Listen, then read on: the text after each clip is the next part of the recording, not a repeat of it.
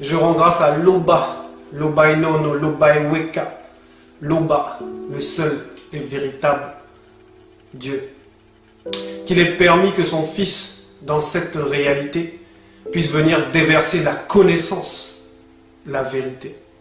Nous allons parler d'un sujet qui dérange un petit peu, dont le thème est « Peut-on bénir Dieu ?» Peut-on bénir Loba? Peut-on dire, comme dans les Bibles actuelles, par exemple, que Daniel bénit le Dieu des cieux? Est-ce qu'on peut dire cela?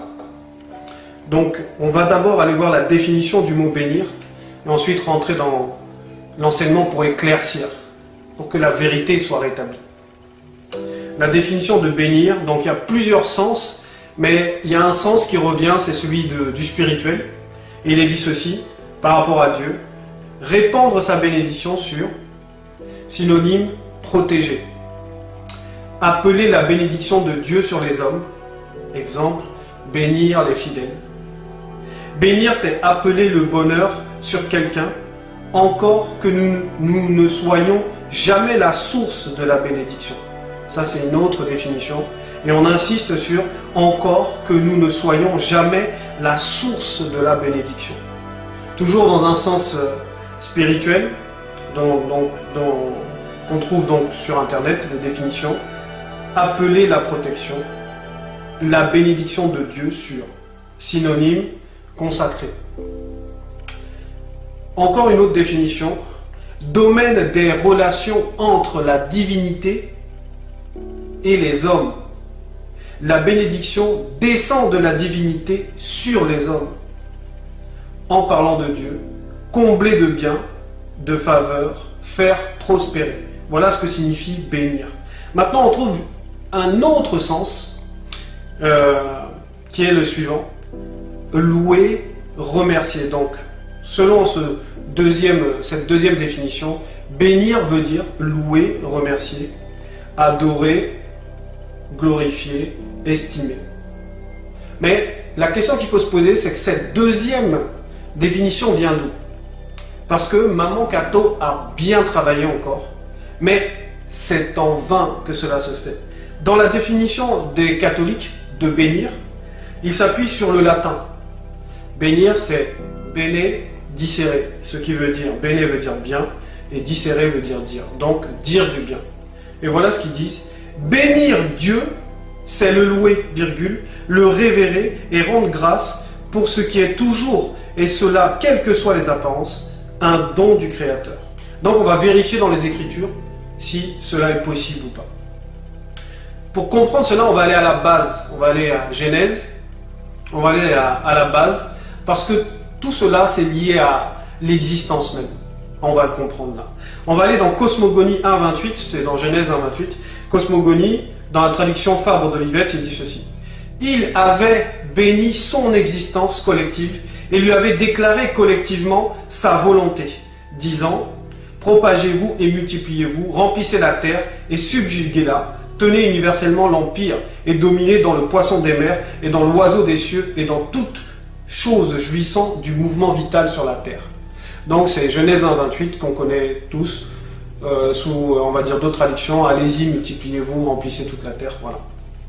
Donc, mais là, dans cette version, on commence par « Il avait béni son existence » en parlant du premier homme, c'est-à-dire Moto, et on dit que le Créateur avait béni son existence. Parce que la bénédiction, c'est forcément par rapport à l'existence.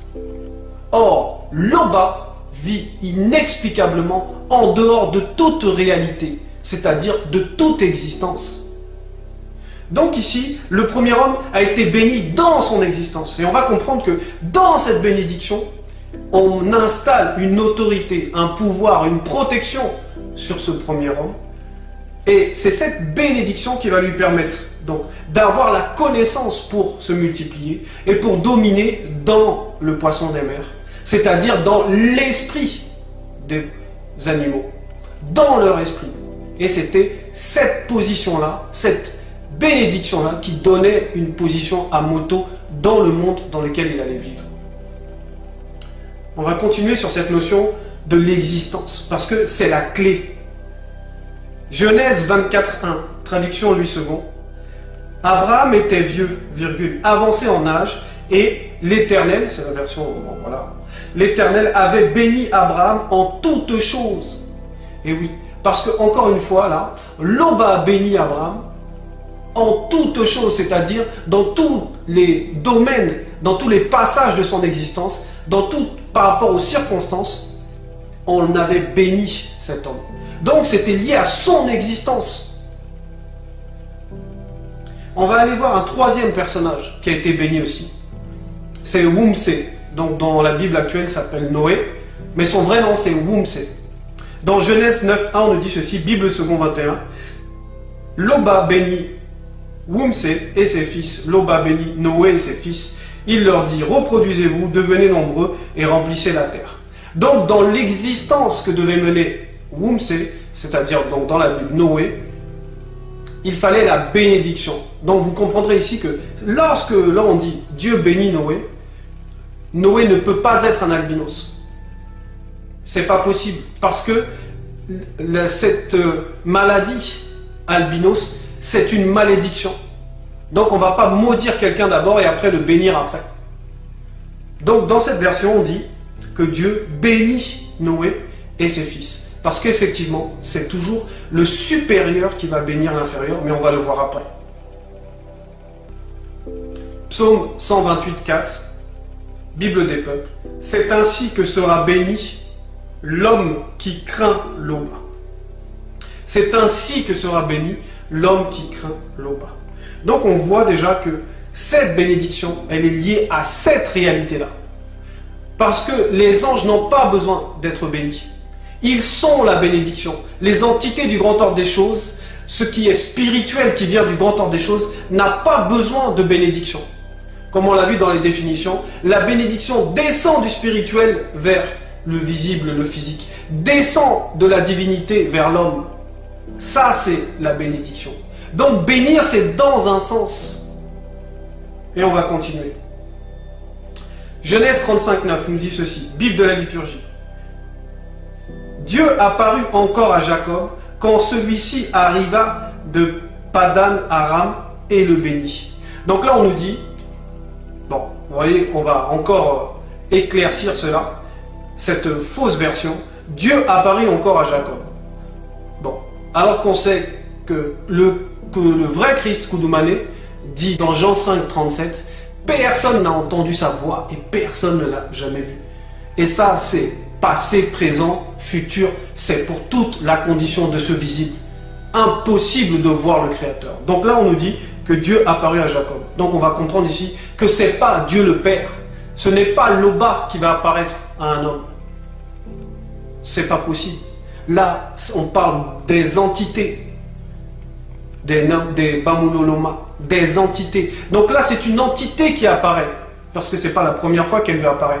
Atindi, de son vrai nom, Jacob. Quand celui-ci arriva de Padan Aram et le bénit. Donc là maintenant, on s'approche. On découvre effectivement que la bénédiction ne vient pas directement du Créateur. Parce que le Créateur n'intervient pas dans ce plan-là. L'Oba n'intervient pas dans cette réalité-là. L'Oba est hors de toutes ces réalités. Et il y a les entités pour cela. Il y a le Verbe pour intervenir. Donc là, on voit que c'est l'entité qui va bénir cet homme, qui va bénir ce patriarche puissant, Tindi, Jacob. On continue. Maintenant, certains énergumènes vont prendre justement un passage dans Daniel et vont dire, ben voilà, vu que Daniel, c'est écrit que Daniel bénit le Dieu du ciel, ben ça veut dire que nous aussi on peut dire dans nos prières ou autres, je bénis le Créateur ou je bénis le Très-Haut pour ceux qui sont encore dans les fausses doctrines. Mais est-ce que cela est possible? On va aller voir cette version. C'est dans Daniel 2:19, Nouvelle Bible seconde. Alors le mystère fut révélé à Daniel dans une vision, pendant la nuit. Point. Alors Daniel bénit le Dieu du ciel. Voilà ce qu'on nous dit dans cette version-là. Maintenant, on va voir d'autres traductions pour voir si réellement l'inférieur peut bénir le supérieur.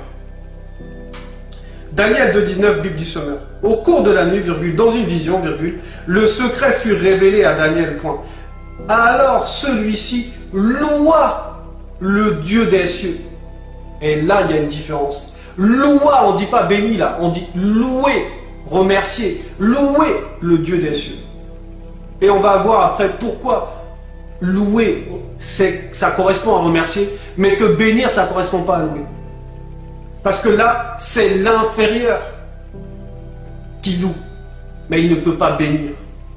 Continuons. Daniel 2,19, Bible parole de vie. Alors, pendant la nuit, une vision fait connaître à Daniel le sens du rêve mystérieux. Et Daniel se met à chanter la louange à Dieu et y mettre qui est au ciel. Rien ne peut le contenir. Loba vit inexplicablement en dehors de toute réalité, de toute existence. On ne peut concevoir Loba où il est, ce n'est pas possible en tant que créature, parce que c'est le créateur. Dans l'on dit qui est au ciel, on sait que c'est pas possible. Loba n'est pas dans le ciel parce que rien ne le contient.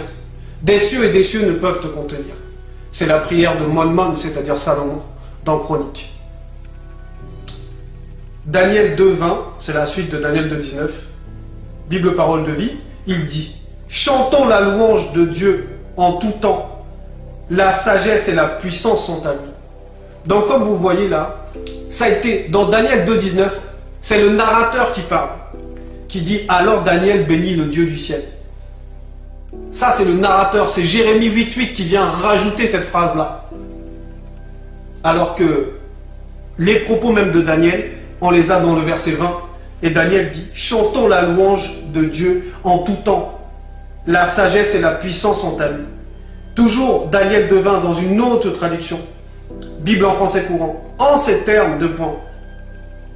Remercions Loba en tout temps, car la sagesse et la puissance lui appartiennent. Ça, c'est la bonne version. Mais la première partie où on dit que Daniel bénit, c'est pas possible. Parce que l'inférieur ne peut pas bénir le supérieur. Parce que la bénédiction descend dans un sens du spirituel vers l'existence de celui qui est dans le physique. Ce verset-là, c'est Hébreux 7,7. Hébreux 7,7, Bible de la liturgie. Or, il est indiscutable que c'est toujours le supérieur qui bénit l'inférieur.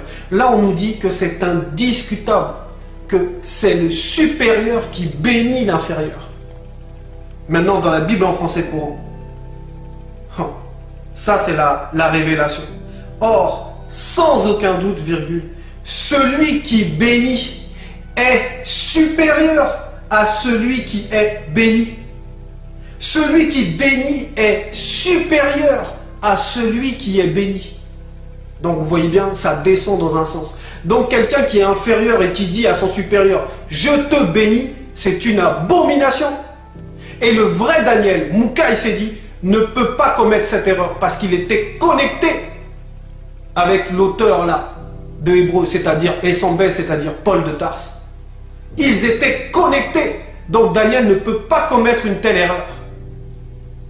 Donc ce n'est pas l'inférieur qui bénit le supérieur. C'est parce que c'est Jérémie 8,8 qui se produit. Mais c'est bien en vain qu'ils se sont mis à l'œuvre.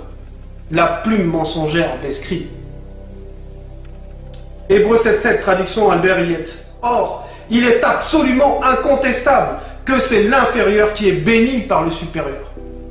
Voilà ce qu'on nous dit. Donc la bénédiction va effectivement dans un sens. Parce que dans cette bénédiction, dans le fait de bénir, il y a un pouvoir. Quand une entité apparaît, c'est déjà une bénédiction. La présence même de l'entité, c'est la bénédiction. Pour celui qui peut l'avoir. Et les entités n'ont pas besoin parce qu'elles sont cela. Parce qu'elles représentent ce qui est supérieur à l'homme. Elles représentent le verbe de Loba. Mon nom est en lui.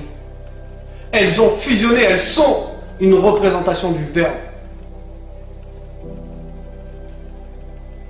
Et on va avoir une confirmation de cela. On va aller écouter Kakane, c'est Élisabeth, la cousine de Eyumé, c'est-à-dire Marie, dans les Bibles actuelles.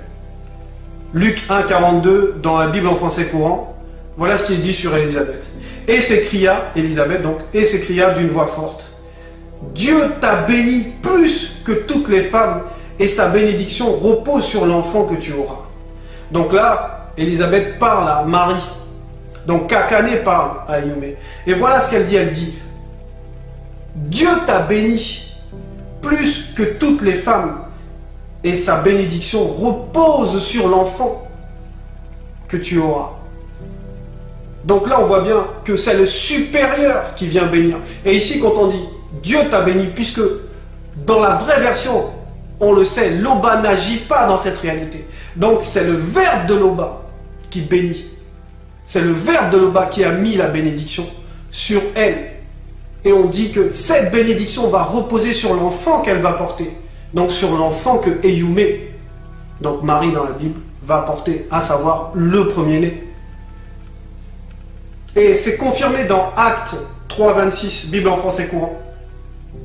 Ainsi, l'Oba a fait apparaître son serviteur pour vous d'abord. Il l'a envoyé pour vous bénir en détournant chacun d'entre vous de ses mauvaises actions. Et c'est la même chose pour Zulula. C'est-à-dire qu'il porte la bénédiction parce qu'il est cette bénédiction. Et la bénédiction, c'est le supérieur qui l'amène. C'est le supérieur qui l'amène. Donc là, on va dire, pour ne pas faire de christocentrisme, l'Oba a fait apparaître ses serviteurs pour vous d'abord. Et il les a envoyés pour vous bénir en détournant chacun d'entre vous de ses mauvaises actions. Donc là, on voit bien que c'est, encore une fois, en prenant cet exemple-là de Kudumane ou de Zulula, c'est toujours le supérieur qui bénit. Ce n'est pas l'inverse. Et on va avoir encore d'autres confirmations. Genèse 27, 41, Bible second 21. Esau éprouva de la haine contre Jacob à cause de la bénédiction que son père lui avait accordée. Il disait dans son cœur, le moment où l'on mènera le deuil sur mon père va approcher et je tuerai mon frère Jacob. Donc ici, Esau, donc le frère, donc Benignan Dita, le frère de Tindi, c'est-à-dire Jacob, était en colère, il était fâché parce que leur père avait donné la bénédiction qui lui revenait à son frère cadet, c'est-à-dire Tindi, c'est-à-dire Jacob. Et il était fâché de cela, parce qu'il connaissait l'importance de la bénédiction. Que quand tu es béni par le supérieur, c'est-à-dire ici son père, c'est une protection qu'on met sur toi. C'est le bonheur, c'est le fait, comme on l'a vu dans la définition, c'est le fait que tes biens, tout ce que tu vas faire va porter de bons fruits. Donc il était fâché de cela, il était en colère parce qu'il connaissait l'importance de la bénédiction. Et son père avait béni son frère. Avait béni son frère. Genèse 49, 28, Bible à la colombe. Ce sont là tous ceux qui forment les 12 tribus d'Israël. Bon, on sait que c'est faux. Il n'y a pas 12 tribus d'Israël. Mais il y en a 13. Et c'est là que leur dit leur père. En les bénissant. Voilà. En les bénissant. Il les bénit chacun d'une bénédiction particulière. Voilà, là on prend encore l'exemple du père qui va bénir ses enfants. Donc il va transmettre la bénédiction que lui il a reçue. Il va transmettre cela à ses enfants. Et chacun aura une bénédiction particulière. Parce que le Verbe traite chacun conformément à ses œuvres. Donc, ceux qui viennent dire que louer, ça veut dire, que bénir, ça veut dire louer, c'est complètement faux. Toutes les versions où vous avez un patriarche, on dit qu'il a béni l'Éternel, il a béni Dieu, tout ça c'est faux. Ce n'est pas possible. Kudumane, lors de la multiplication des pains et des poissons, avant de multiplier les pains et les poissons, il les a bénis. Donc il va remercier les poissons, il va remercier le pain. La bénédiction, ce n'est pas louer. Louer, c'est remercier. Bénir, c'est apporter la protection du supérieur sur l'inférieur. L'Oba s'est encore glorifié.